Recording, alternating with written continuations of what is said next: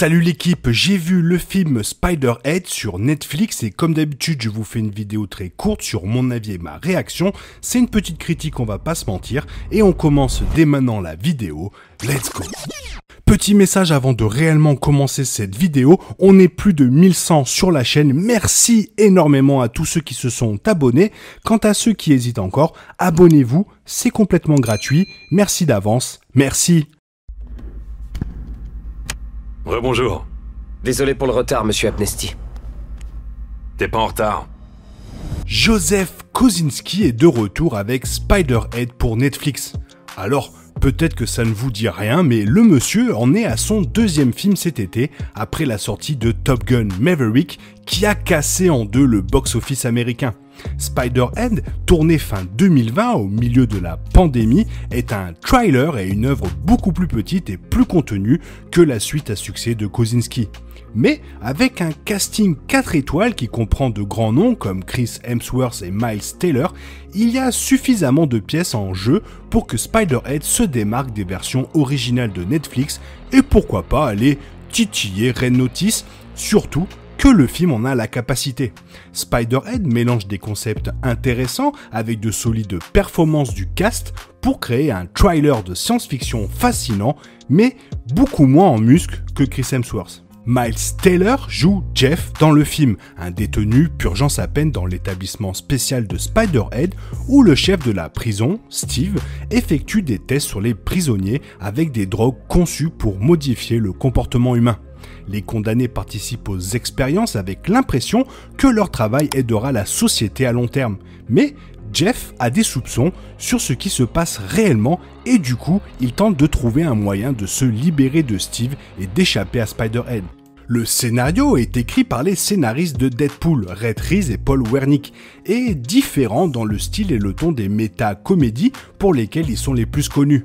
Spider-Head opte pour un scénario plus capiteux et stimulant qui explore des idées telles que le libre arbitre et le désir de l'humanité de contrôler tous les aspects de la vie. C'est certes un territoire familier pour un titre comme celui-ci, mais Spider-Head est toujours capable de le faire fonctionner pour la plupart, notamment en raison de sa volonté de se plonger dans les traumatismes passés des personnages, qui est entre parenthèses une grande partie de l'arc de Jeff. Les histoires individuelles sont liées au thème de Spider-Head et aident à étoffer le scénario. Dans le même temps, il est évident que Reese et Wernick adaptent une nouvelle. L'histoire, bien que fascinante, est étalée sur une durée d'exécution de long métrage et Spider-Head ne plonge pas nécessairement assez profondément pour en faire quelque chose de réussi à 100%.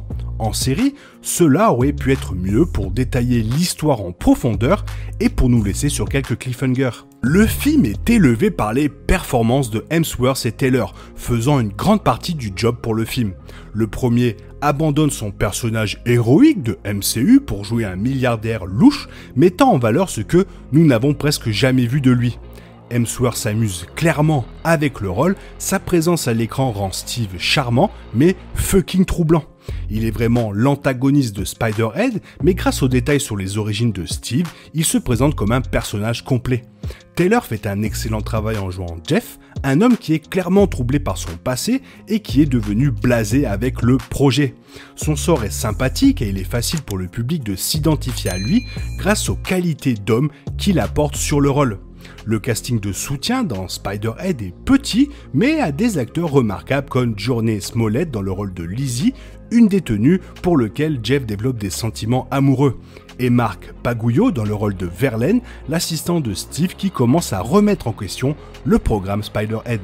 Contrairement au décor défiant la mort de Top Gun Maverick, Spider-Head voit Kosinski adopter une approche beaucoup plus modérée et il démontre que ce type de film se trouve aussi dans sa palette.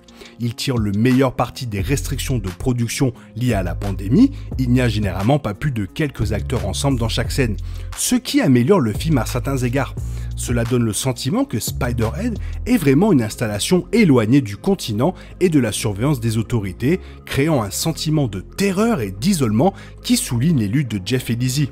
Spider-Head devient ainsi un film plus immersif, plongeant le spectateur au milieu de ce monde étrange et différent. Malgré le talent de haut niveau attaché, Spider-Head vole un peu sous le radar alors qu'il a sa place en streaming. C'est le genre de film qui se perdrait facilement dans une sortie en salle traditionnelle, éclipsé par des grands studios, y compris le dernier film de Kosinski, qui domine largement le grand écran blanc en ce moment. Spider-Head trouvera probablement un public car cela vaut la peine d'être regardé par les fans du genre ou par les acteurs impliqués. Cela ne fait peut-être rien de particulièrement innovant du point de vue de la narration ou du cinéma, mais Spider-Head est la preuve qu'il reste beaucoup de choses à extraire d'un terrain bien connu lorsque des personnes talentueuses donnent vie au récit.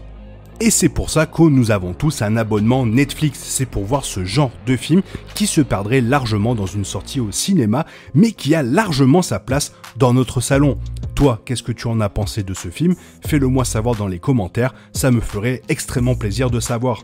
En attendant, j'espère que la vidéo t'a plu. Si elle t'a plu, n'hésite pas à la liker, t'abonner, la partager et la commenter, car ça m'aide à référencer la chaîne sur YouTube. Merci. Je te souhaite une bonne matinée, après-midi, peut-être une bonne soirée ou un bon week-end. Bisous bisous, hasta la vista.